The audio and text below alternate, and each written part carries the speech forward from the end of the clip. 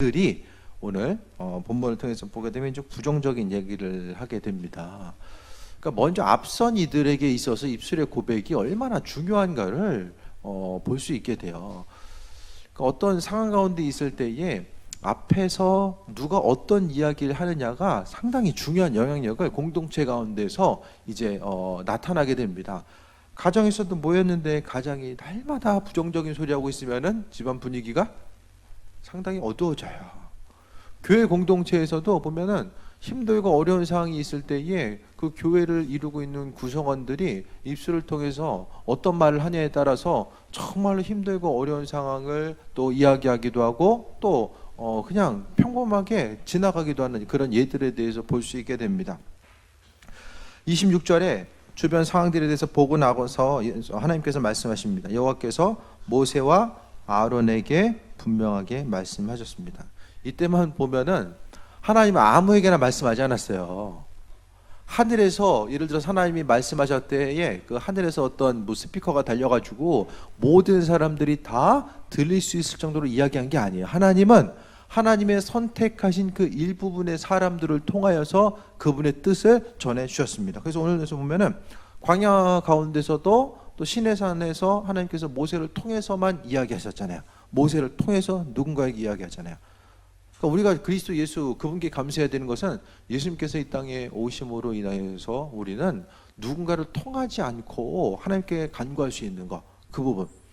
예를 들어서 여러분이 어떤 기도 제목이 있을 때 꼭 그 목사님한테 와가지고 이거 기도 좀 대신 좀 해주세요. 그 상황이 계속 이루어져 봐요. 뭐가 되겠어요? 나는 기도하고 싶어도 하나님께 나아갈 수 없는 존재.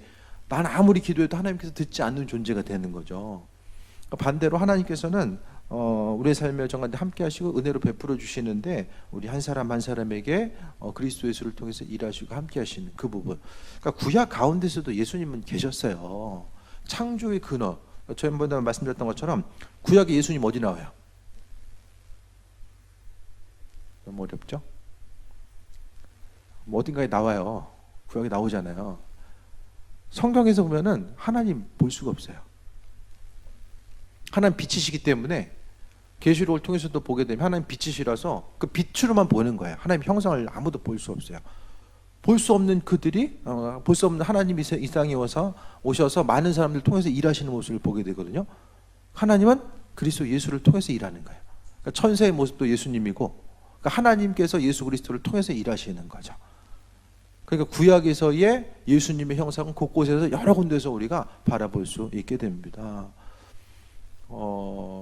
이제 그 예수님은 천사를 통해서도 일하시지만은 결국 천사 자체가 바로 예수님 자신을 또 상징하고 의미하기도 합니다. 20절에 보니까 나를 원망하는 약한 회중에게 내가 어느 때까지 참으랴.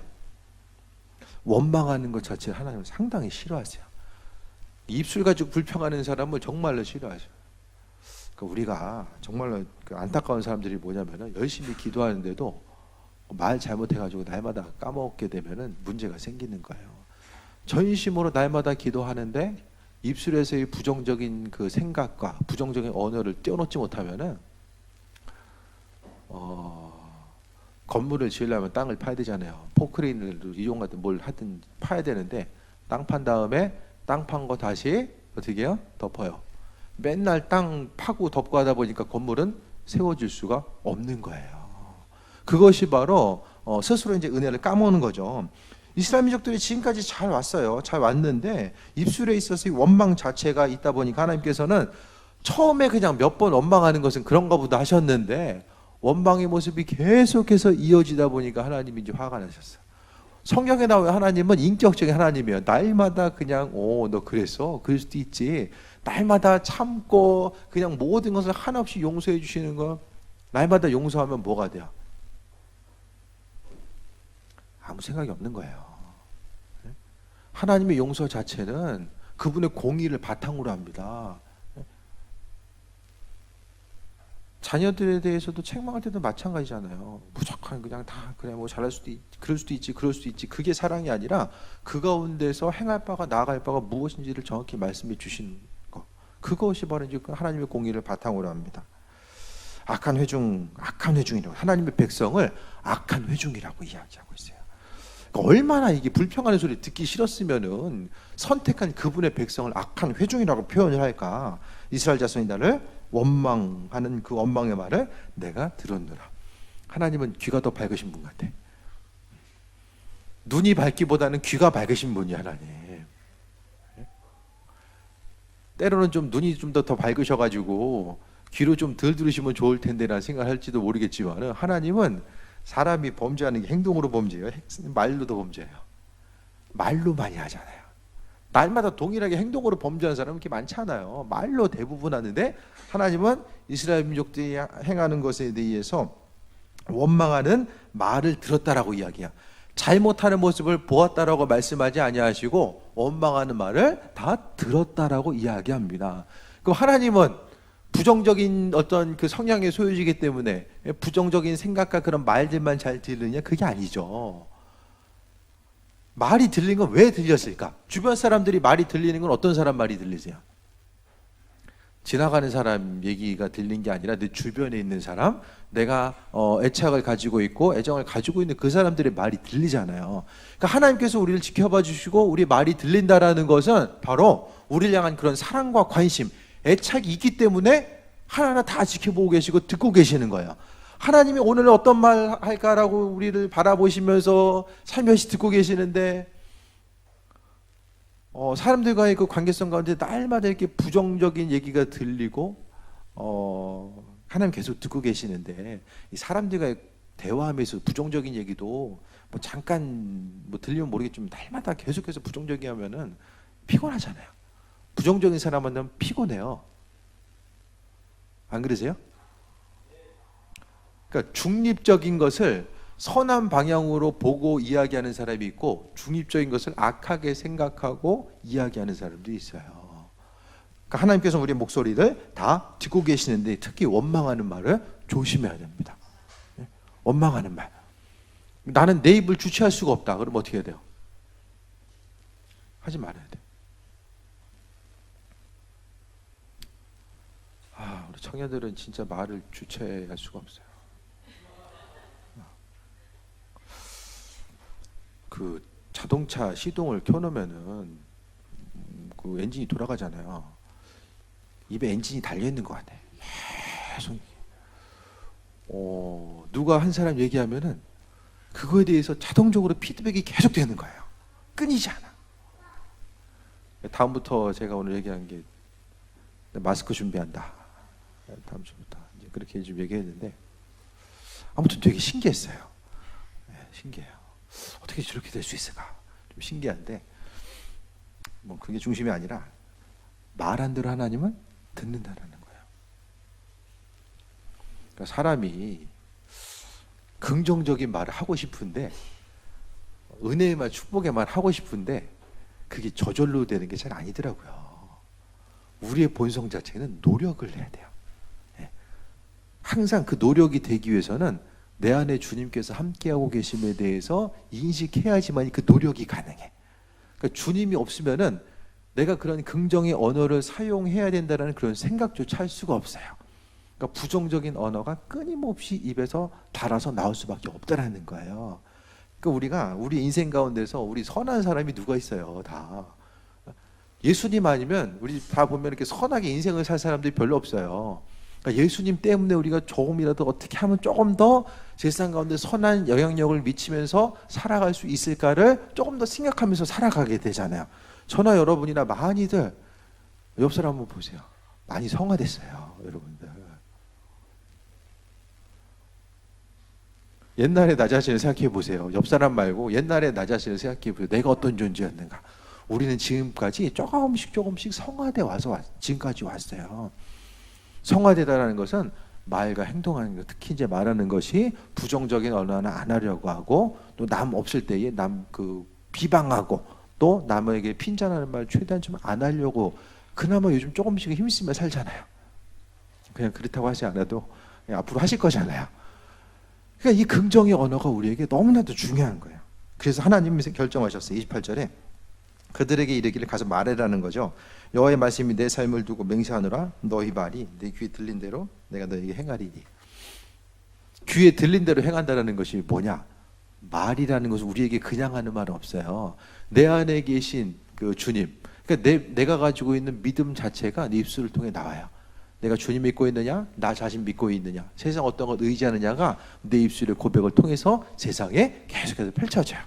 그러니까 오늘 본문을 통해서 분명히 이야기하잖아요. 말한 대로 하나님 듣고 계시고 말한 대로 하나님께서 그대로 행한다라고 했을 때에 주변 한 사람 한 사람을 통해서 자녀들을 위해서 행하는 것, 또 가족 한 사람 한 사람, 또 각각의 속해 있는 공동체를 통해서 우리가 하는 그 말대로 하나님께서 들으신다라고 말씀하고 있어요. 그러니까 말에 대해서 하나님께서 들으신다라고 생각했을 때에 때로는 이게 좀 뜬금없는 거 아니야? 그렇게 생각하더라도 계속해서 선포하세요. 계속 선포하세요. 내가 어떤 이성적인 성향을 갖고 있고 내 그 본성이 가지고 있는 것이 어떠하다고 할지라도 계속해서 의식적으로 이 말은 주님이 들으신다라는 거. 그냥 하지 마시고 믿음의 선포 가운데서 항상 중심에 하나님께서 이 시간 내 입술의 고백을 들으신다라는 그 믿음을 담아서 입술로서 선포하는 거예요. 그러니까 믿지 않는 사람들도 긍정의 언어를 사용하려고 해요. 마인드 컨트롤에 의해서 이거 잘 된다고 생각하면 다 잘 되고, 우린 그게 아니거든요. 그 일들을 이루시는 것은 환경이나 우연이 아니라 하나님께서 이루신다라고 하는 그 기대함과 소망감을 가지고 선포하는 거예요. 오늘 본문에 내 귀에 들린 대로 내가 너에게 행한다라는 이 말씀 자체, 이것이 여러분에게 있어서 기도하는 근거가 되는 거예요. 입술을 통해서 기도해야 되는 근거가 바로 여기 있는 거예요. 한마디 한마디 조심하고 주변을 향해서 사랑의 언어를 우리가 표출해 나아가야 되는 이유 자체가 바로 여기에 있습니다. 반대로 입술을 제어하지 못한 사람에게는 오늘 말한 것 때문에 이들은 광야 생활을 더욱더 계속 경험하게 되잖아요. 내 인생의 입술의 고백이 나를 광야로 이끌기도 하고 가나안 땅으로 이끌기도 합니다. 말씀을 통해서 여러분에게서 어떤 의미로 다가오십니까? 귀에 들린 대로 행한다라는 것이 감사의 제목이십니까? 아니면 살짝 부담스럽다, 어떤 것으로 마음속에 더 와닿으십니까? 입술의 고백은 환경을 변화시키는 가장 강력한 능력이 있어요. 부정적인 생각과 부정적인 말도 그대로 능력이 있습니다. 그래서 부정적인 말과 행동은 그에 따르는 부정적인 결과를 가져오게 돼요. 하지만 하나님 말씀, 그러니까 부정적인 것은 누가 듣냐? 사단이 듣고 또 하나님께서도 믿음 없는 말에 대해서 책망하시는 것을 보게 돼요. 하나님의 이끄심과 인도하심을 통해 살아가는 우리의 삶의 그 중심 자체는 그 어떤 것보다도 그리스도 예수, 그분께서 내 안에 계시기 때문에 결국 내 입술의 고백은 예수님 원하시는 그분의 언어를 내가 하는 거야. 그래서 언젠가 이런 말씀 드렸어요. 밖에 나가서 누구를 만나고 누구를 위로하고 권면할 때 내가 가 있는 것이 아니라 예수님이 그 자리에 가 계신 거예요. 내가 아니라 예수님께서 나를 통해 일하시기 때문에. 그러니까 내 삶을 더욱더 돌아보고 조심해야 될 것은 나는 하나님께서 내 안에 계시고 또 예수님께서 일하시는 온전한 지체 자체가 성전된 몸이 바로 나 자신이기 때문입니다.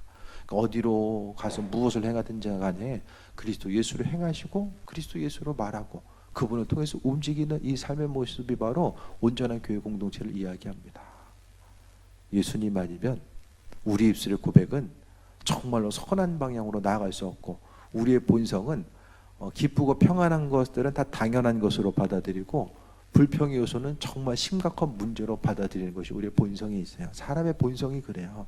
하지만 내 안에 예수 그분이 계시기 때문에 눈에 보이는 상황이 어떠하다고 할지라도 그것을 분석하고 온전히 판단하는 거죠. 하나님의 지혜로 판단하면서 입술에 고백을 해요. 그렇게 하다 보니까 지금 문제인데 조금 지나고 나면 이게 문제가 아니었구나.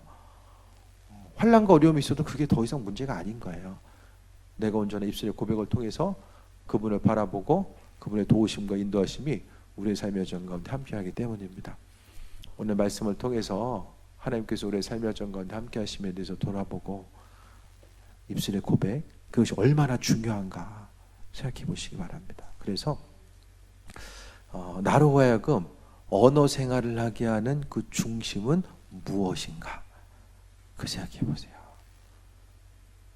자녀가 전부인 사람은 다 자녀를 중심으로 해서 모든 말의 뿌리가 자녀가 있고, 돈이 중심이 있는 사람은 다 언어의 중심이 돈이가 있어요. 돈과 관련된 말을 가장 많이 해요. 세상 권력의 중심이 된 사람들은 그걸 중심으로서만 이야기합니다. 여러분의 심령은 그리스도 예수 그분께서 계셔서 예수님께서 원하시는, 그분이 원하시고 바라시고 또 나를 통해 이루시고자 하는 그 일들에 대해서 중심을 두고 나아가는 삶이 되시길 바랍니다. 기도하겠습니다. 주님의 사랑에 감사합니다. 우리의 삶의 정가운데 은혜도 하시고 인도해 주셨습니다. 아버지 하나님, 우리 언어 생활, 말하고 행동하는 모든 것들 가운데 은혜도 하셔서 주님 원하시는 것들로 체험받길 원하오니 날마다 새 힘을 하시고 하나님 예비하여 주옵소서. 이번 한 주간의 삶도 하나님 능력으로 임하시며 항상 그리스도 예수로 선포하고 예수로 승리하는 삶이 되게 하여 주옵소서. 부르심에 감사드리며 예수님의 이름으로 기도했습니다. 아멘. 우리 주기도문으로 마칩니다.